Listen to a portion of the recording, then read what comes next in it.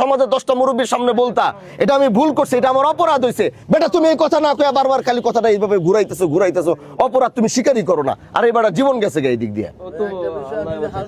সাক্ষী রাখছি আমি।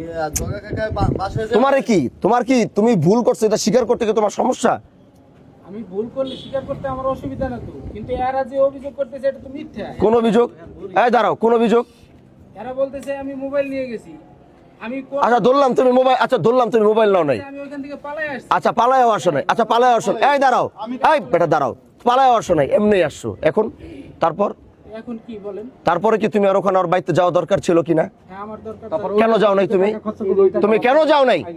এই তুমি যাও নাই কেন? এই বেটা তুমি যাও নাই কেন? তো এত বড় অ্যাক্সিডেন্ট হয়েছে বেটা, তুমি বেটা হাঁটতে পারো, যাও নাই কেন তুমি?